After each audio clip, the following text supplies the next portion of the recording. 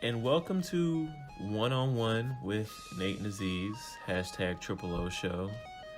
Today, we're going to be talking about our top teams in the East and Western Conference because who wants to talk about the bottom dwellers? I mean, I still keep y'all in mind, but yeah, y'all are Right. not that important today. So let's start with the Eastern Conference, which, with LeBron leaving, it's wide open. It's the wild, wild East. Yeah. Yeah. Might need to copyright that. So I think, obviously, Some everyone, contenders from last year. Some contenders. I think everyone has Boston number one right now. They were second last year, I believe, and that was without Gordon Hayward for an entire year and Kyrie for the latter part of the season. So having both of those guys play a full season coupled with the development you got from your younger players like a Jaylen Brown and Tatum, I think they've got to be the Eastern Conference favorites right now. Yeah, I would say, even of any team, obviously to make it to the finals, that team to me has the most, and this dates back to last year, even, that roster surprisingly could have contended for a championship. I think early in the season they're going to be working through perhaps their rotation and just getting that flow in order. But yeah, man, you cannot be adding two superstars back to a mix of, guys who just put in the work to get as deep into the playoffs as they did last year. So, a team that won 55 games last year, you add Hayward and Kyrie for a full season. Hopefully, do you think they can win more than 60 games this year? Oh, I don't know if they're going to be chasing necessarily, that record for them this year. I think the majority of the time spent will just be that adjustment, making sure everyone is healthy. I think they could, get close to that. There should be no backtracking from the output we saw last year.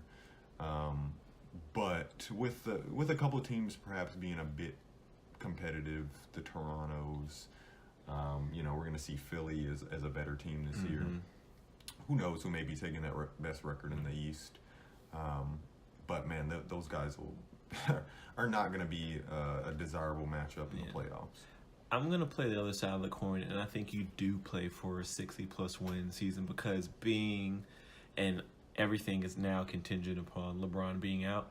I think you go for that record because you want that seeding. You not only the seeding, but home court advantage in the finals, which, as we see in the playoffs, home court advantage can be a very monumental thing that can swing a series, especially if it's going to come down to a game 7. So I think you're not playing for the best record. You're now playing for, if our goal is to go to the finals and we're matched up against a team like a Golden State or a Houston, if we already know it's going to be a tough series. So if we can have any kind of advantage, even just having a game 7 on our home court, why not go for it?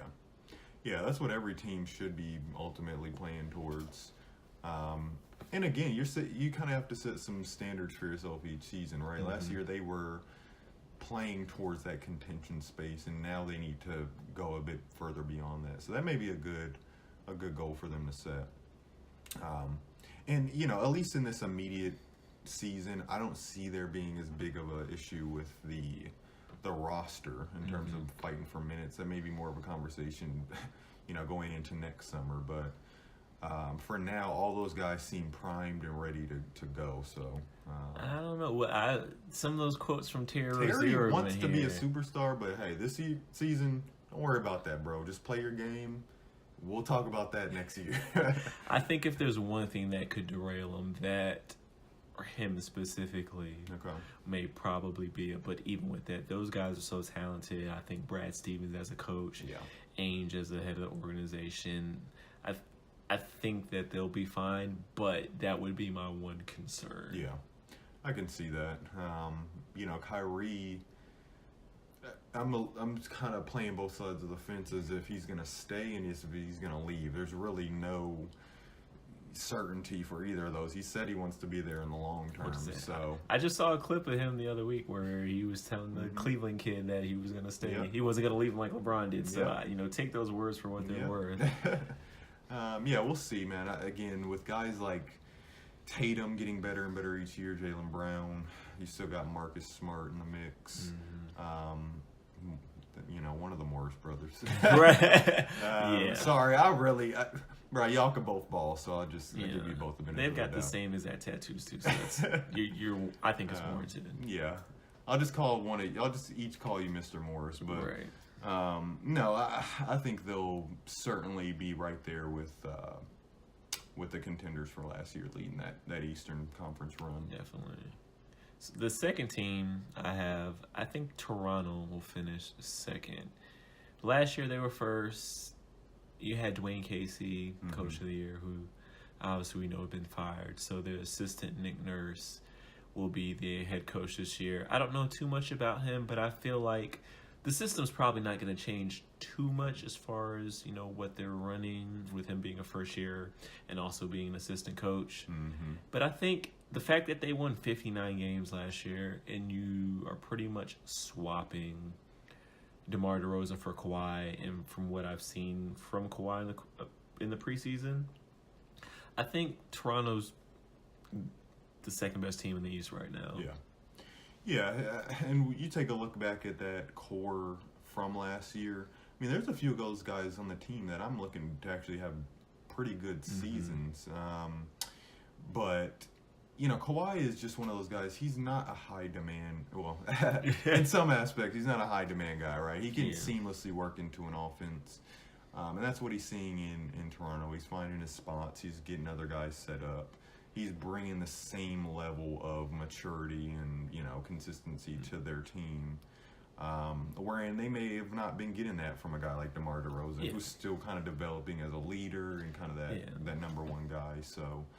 I certainly expect Toronto to do well. Yeah, and I think the concerns about Kawhi. This is a contract year, basically, for him, whether he's staying in Toronto or leaving. So he needs to play well, and I think he's aware of that. And it seems like he's at peace as far as being in the moment of like, I'm in Toronto, so I got to do what I got to do. There's no. The trade is already done. There's no going back. Nothing at this point. left to linger on. Right, so you might as well make the best of the situation. Yeah. So I have full heart. I think they, injury-wise, if something happens to Boston, I think Toronto could possibly overtake them for the number one. But as of right now, all teams being healthy, I would have Boston 1 and Toronto 2. Okay, I could see that. Again, I mean, those teams have worked the past couple of seasons, I think, to stay where they're at, and with Cleveland gone.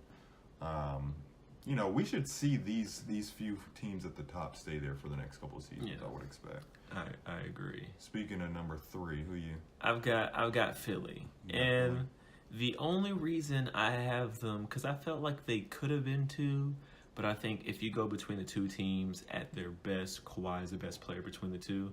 But then also with Philly reincorporating more healthy or whatever you want to call it, Markelle Fultz back into the lineup.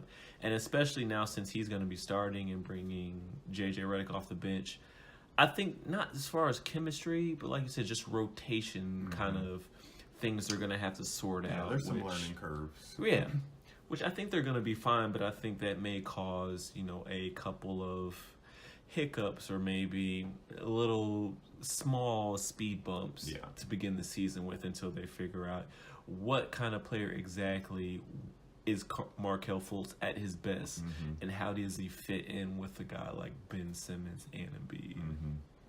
Yeah, unfortunately for him, I think he's coming into a space that needs a player like him, right? So they have, a dynamic guard. They have a dominant center.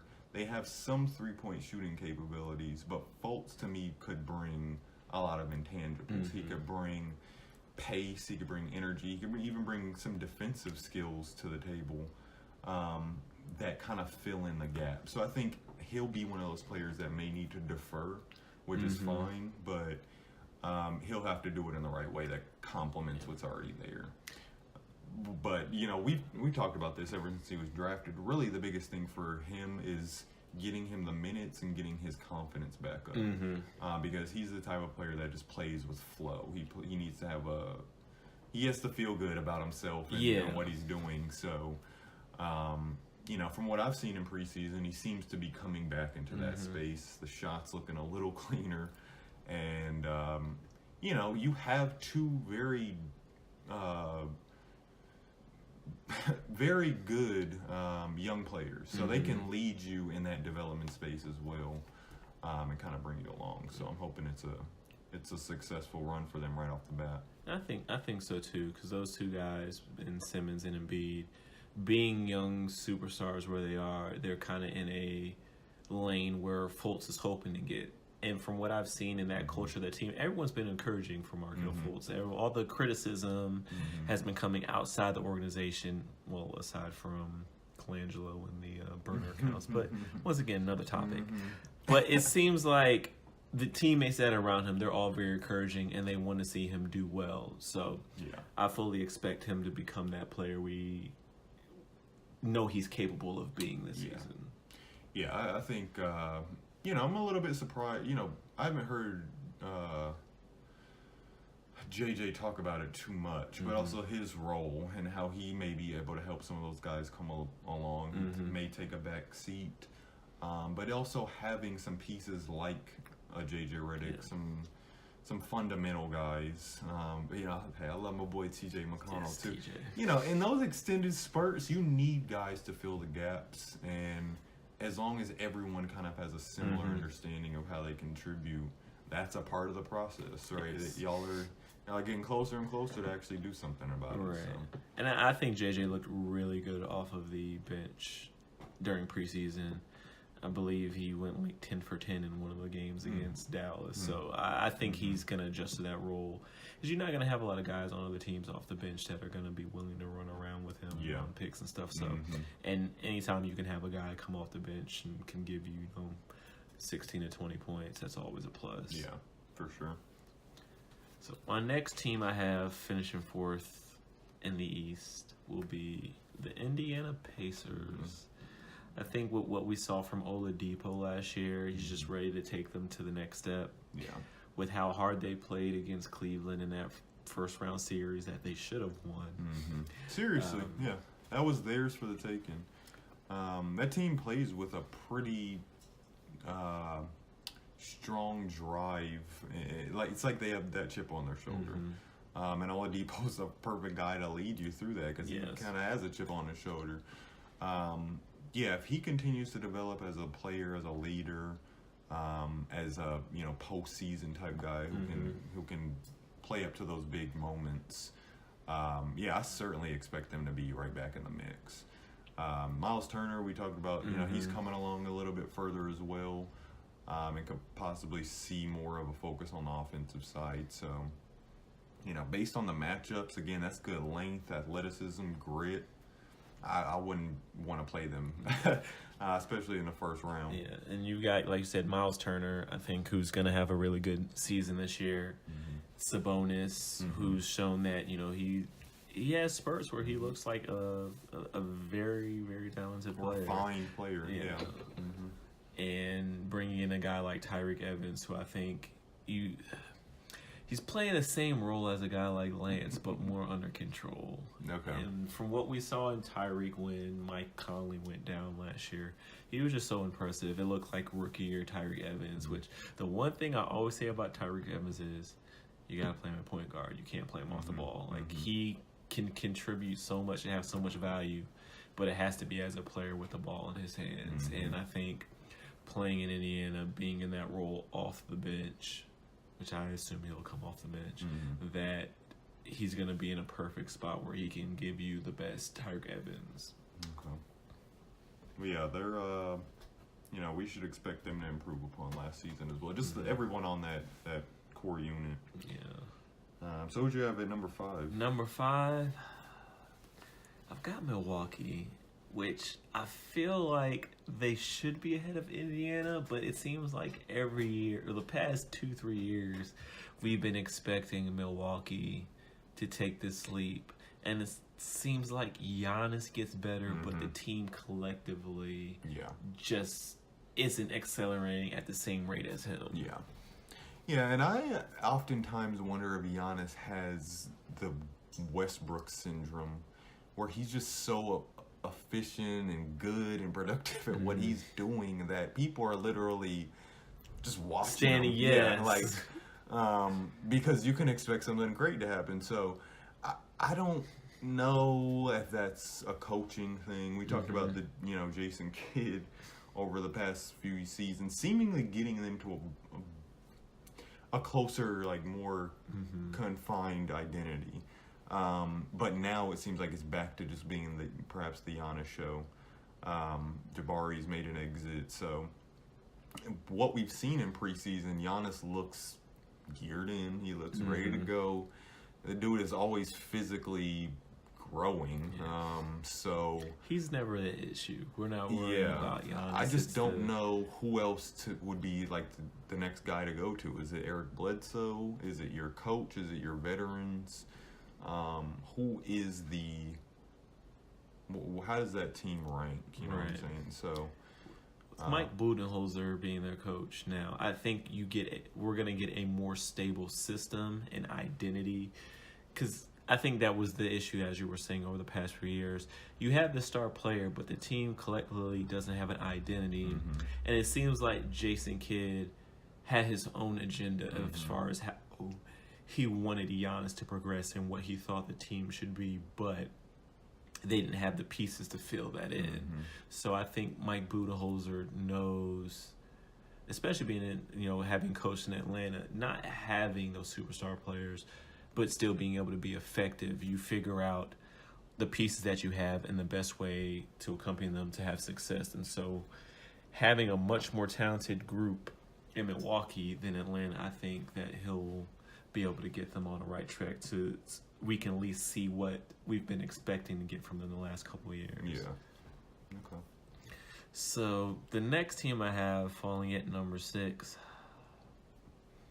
Talent-wise, I feel like they're a top 4 team. Mentally, they're like a bottom 3 team, but Washington Wizards. Yeah, just the disappointment of the East. Man, they need to like all go on a really nice vacation together, or like we just need some counseling, because there's just a lack of chemistry. We need a basketball psychologist, because I don't know why those guys aren't able to play efficiently together, but that is just such a waste of talent. To me, it's kind of like the Portland situation. Yeah, they're the same teams, just in different conferences for the most part. Actually, I don't think Portland mentally has the same issues, but the results are the same for both teams. Yeah, I can see Lillard and like CJ enjoy playing together. Wall and Beal. I feel like Beal secretly wants to be the number 1 guy. He could be that on some other teams. Probably not the best thing, but with John Wall always having the ball, kind of running the show, he's gotten better each year, I think, depending on his play style. But Beal, to me, I don't know if the organization is saying you're that guy. I think that's what it is secretly behind it. They're pushing that they've seen, and let's not get it misconstrued. John Wall is a really great player. It's just not shows that necessarily his success doesn't lead to team success. Yeah. And it feels like probably there's some secret, rumblings in the organization about how they want things probably to be more focused toward Beal, and which probably makes John Wall just go out there and play harder to prove to himself, as opposed to working cohesively as a team. Yeah, at this point, I think we've given them the benefit of the doubt. They're young. They still need time to kind of mesh together, but it's well beyond that. There's something else that needs to be added to the mix that just generates wins. I don't really understand in watching them why they're not able to finish games. But, you know, given who's in the East, they still have enough talent to stay in the mix, competitive. And like you said, Wall and Beal are still gonna be productive. They're gonna get their numbers. But man, that record could take a hit. Yeah, that's why I've got them at 6 as opposed to being a top 14. But the talent is definitely there. Might not be there too long. So who do you? I think we both would say if one of the two would leave, it'd be Wall. If they're going to trade somebody, right? I think the organization feels they could get the most return for Wall, actually, and they'd be comfortable with keeping Beal. It's kind of like in Golden State. Like, I could probably get the most value for KD, whatever. Right. But if I have to trade Clay, based on what I'm going to get back, I may go that route instead. I may just, you know. So I'm thinking they're just still evaluating that, and based on this season, they'll probably do another evaluation. Yeah. Who knows? John Wall has braids now, so he may be a whole new type of player. Right. We'll be on the lookout for that this year. Yeah. So falling in at number 7, I have the Miami Heat.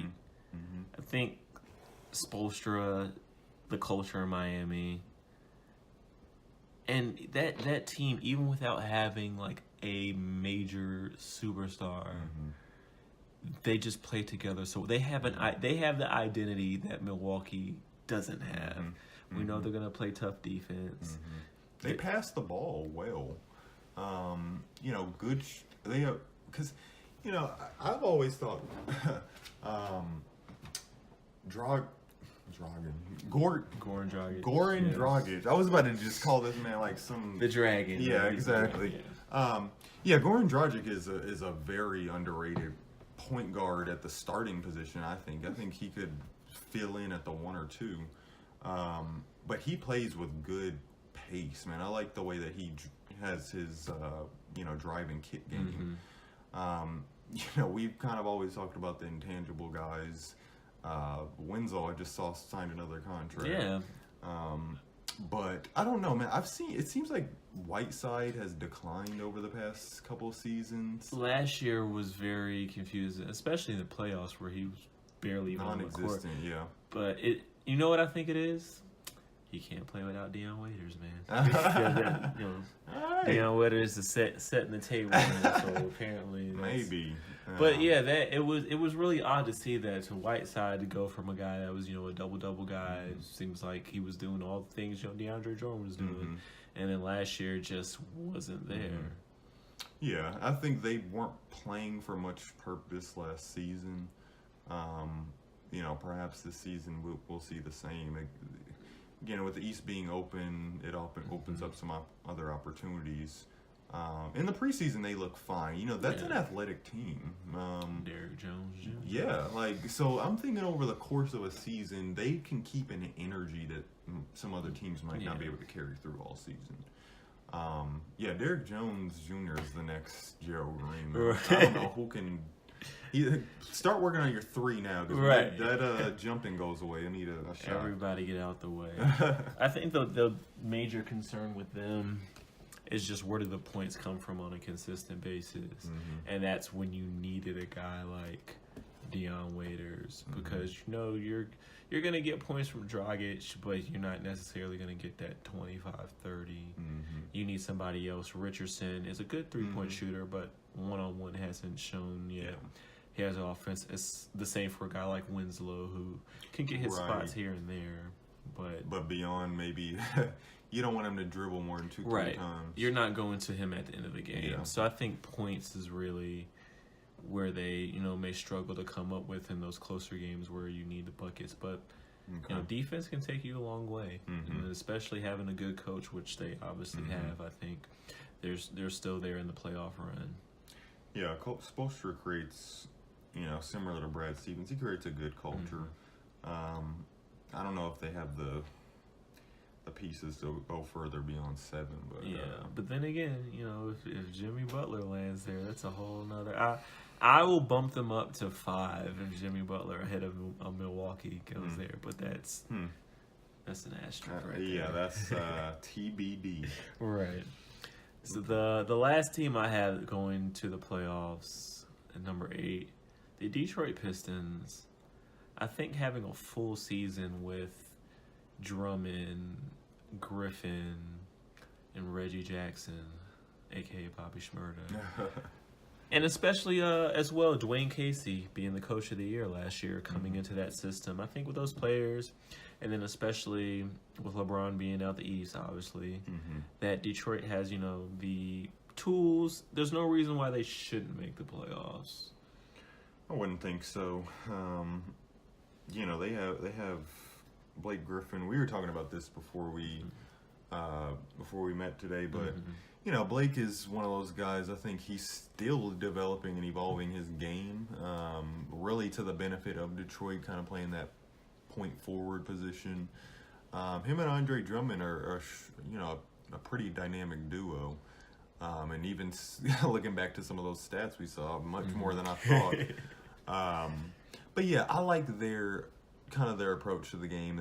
Everyone seems to have a bit of a aggressive mindset, and they seem to play together pretty well. Yeah. Also similar to Miami, so it's just more of the supporting cast. You got your guys like Luke Kennard and Stanley Johnson. And how deep can you be? Reggie Bullock. Where's the scoring going to come from on the wing, and can those guys be consistent enough to aid those other guys like Griffin and Drummond? But I think they're right there. They won 39 games last year, and that's with having Blake Griffin, I believe, for 22 games. Not a long time. He's used to playing also with centers, so I'm imagining Drummond we'll see some adjustments to his game and improve as well. But yeah, Detroit. Look, I was telling Z I want to slot my Bulls in there at 8 or even 7 if I'm feeling generous. But so make your case. What's going to propel the Bulls to the playoffs this year? So first we've added I'd say a very well-rounded rookie in Wendell Carter. We have some uncertainty at the center position. Markkanen plays more of that outside game. Bobby Porter plays more of that mid-range. He can play close to the basket. But Wendell has a very versatile back-to-the-basket face-up. Like an Al Horford. Exactly, along those lines. And can do the same defensively. He can switch out. So that kind of fills in some depth at our center position. Jabari Parker, welcome home. Bring out the Z knows I'm a huge Jabari Parker fan. And I'm not going to say that he's necessarily going to have a breakout season, but I expect some big jumps in his development and growth in terms of his role as a leader, that consistency, those late game situations, and going into the playoffs, he needs to have a more I'd say specific role, something that doesn't fall under the shadow of another superstar. But really for us, I think it's going to be about health. We struggled with that last season. Zach LaVine was just coming back from his recovery. And so him coming into the season as well, you could see that he seems to have his legs back under him, shots there. But to Z's, our record last season was horrible. Won 27 games last year. Terrible. I think a lot of that again was because we didn't have consistency and didn't have an identity, like a lot of teams in the NBA right now. So I'm hoping with this window, it kind of gives us some flexibility and some space to figure out in this final season who we are. But I don't expect us to do much in the playoffs, man. You're just trying to get there, right? If we can get there, fine. If we don't get there, whatever. We'll go back to looking towards the draft. And so I did, prior to Markkanen going down, I did have Chicago as a playoff team. Okay. Can't quite remember where I had them slotting in there, but I think I said on one of our previous episodes, I felt like with Markkanen in there and bringing in Jabari, that all the pieces that they had healthy, they could, if they find that identity, they could make that leap that Indiana did last year. But my concern now is with Markin being out and what I saw in the preseason is that I just feel like more responsibility is going to be given to Jabari Parker than he needs to have right now. At this stage, yeah. Because what it looks like is they want to run the offense through Zach LaVine. You know, they want to have the ball in his hands and let him, you know, create, score, and wait, you're telling me DJ Valentine isn't our superstar? No, of course not. Not after what happened to him in the Drew League. Seriously, oh my God. Yeah, we need a whole episode for that. But, you know, because it doesn't seem like they're putting Chris Dunn in a situation to be facilitating point guard, which I think is okay. Chris Dunn is a very good defender. And that's really what needs to be your identity at this point is defense. You've got your guys like Chris Dunn and Wendell Carter and Bobby Portis. And, you know, hopefully, like I told you from Summer League, I like Chandler Hutchinson. Yeah. Hopefully he gets some spots in there at the small forward because I think he's a more capable defender than Denzel Valentine. But that's another story. But well, that's the thing. The guys also have to kind of... You know, I've said this a few times throughout, but playing with purpose, whether that be to establish your own, you know, metric of success. It doesn't have to be a huge postseason run or, you know, it could just be a matter of making sure that everyone goes into the season with the right expectations. Did we improve from last year? Exactly. And where are we going? Are we on the right path to get to where we want to get for our ultimate goal? Yeah, nothing should stagnate. And that goes for all teams who know they're not going to win a championship that year. Just do something better. Yes. And hopefully, you know, we'll take a look at that. Success is a journey. So you heard it here, Chicago in the playoffs. He's calling it. So I think we got a process that I can trust too. Let's put together a nice marketing plan for us. Success is a journey. Remember that. So I think just to wrap it up, neither one of us have Cleveland going to the playoffs this year. Wouldn't put that on them. If it's a pleasant surprise, then good for you guys. You know, I don't hold anything against that team in Cleveland now. They're, you know, they saw some failures from the playoffs last year that, you know, they might need to live with for a long time. But as a collective, you know, you guys should just focus on getting back to a good place. It's not... Losing LeBron James is not a reason to basically end a franchise. Yeah. You still have some really solid guys there, and you got a pretty good pick, I think. So, you know, again, your purpose is to just rest and recover and make sure your mental state is in check. I think they've got the pieces to be 7th at the highest. Definitely an 8th seed. I think if we see Minnesota, Kevin Love, with the pieces that they have, they're definitely a team that should finish above 500, which in the Eastern Conference that can get you, the 5th seed. So, but they still got, you know, some great players, and especially they did a good enough job at pulling in some guys prior to losing LeBron. You know, at this point, Clarkson's a veteran next to a guy like Harris Smith and Thompson and Kevin Love. So, you know, they should be able to usher in kind of a new wave of focus in Cleveland. But is Kevin Love the guy that's going to be able to lead that team? I have no idea, bro. I think he can put up the numbers, but I don't know if he's the guy that, you know, that the rest of the team is going to be rallying behind. And as we talked about, you know, Colin has that kind of intensity, but as a rookie, if you're not going to be putting up those numbers, which we don't know what he's going to do, but it's going to be kind of tough. And especially, like, I don't see guys like Jordan Clarkson, Rodney Hood, J.R. Smith getting behind a guy like him, especially the years they've had in the league and with him being a rookie. So, I don't see that happening. Sun ain't shining over there, but... And then also, you know, like I said, we're not Hawks fans, but being here, that, you know, we do have some stake in it. The Hawks get Cleveland's pick if it falls outside of the top 10, I believe. So fingers will stay crossed. I need them to do bad next year, and I also need Dallas to do bad because Dallas's pick goes to Atlanta if it falls outside the top 5. So I've got my fingers crossed. I'm knocking on wood for Atlanta to have 3 lottery picks next year. So hopefully, Lord knows we need it. Even I wouldn't.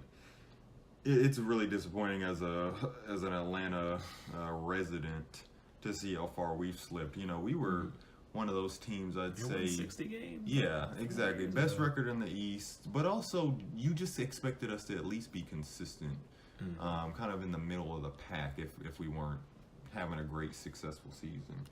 And right now, it just seems like we're not in place to keep that. Keep our heads afloat. But at least they know they're in a rebuild, so Yeah. that's, like I said, it's a 3-5 year plan. Yeah. Trey Young, boy, he is flying through those green lights. They're giving him every green light. Right. So real quick before we wrap it up, I just want to throw one last team in there. Charlotte, do you think they could be a fringe playoff team? It depends. I mean, we threw Kemba into my fantasy list just because he'll hit the ground running, but I don't know what that team looks like right now, honestly.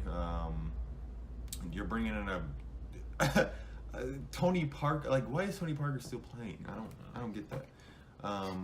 But that team. There's so many teams in the league right now that just don't have an identity, man. They don't have anything that's gonna take them to that next level. They're just looking at players. Yeah. And so that's where I see them sitting.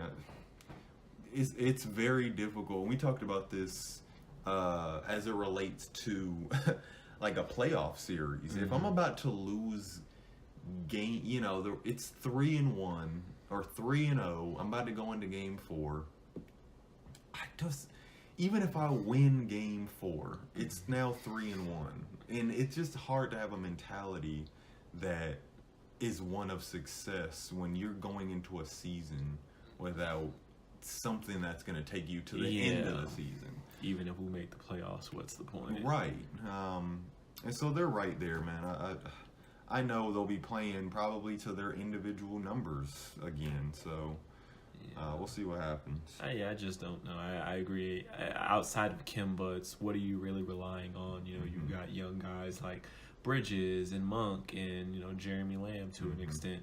And then you're throwing in like your Batums and Marvin Williams. So I could definitely see. I don't think they'll be horrible, but I think they're like they're fringe. They're like mediocre, but just not good enough to get over that hump. But free Kemba. And they seriously, man.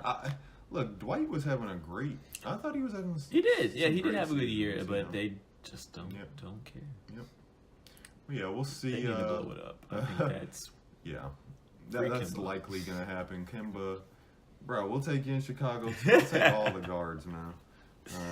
But yeah, looking at some teams like Orlando or Brooklyn, I'm waiting for D'Angelo Russell. Like, what is gonna happen with your career? Are you just gonna fall in the box of a terrible organization? That Brooklyn, all those bottom dwellers, that's like a whole nother team. But we'll definitely keep track and keep posted as far as the season goes. So we're gonna take a little break and we'll come back. We'll go over our top Western Conference teams, which I think we have some surprises Some in there. debates in the mix. Yeah, definitely. So stick around.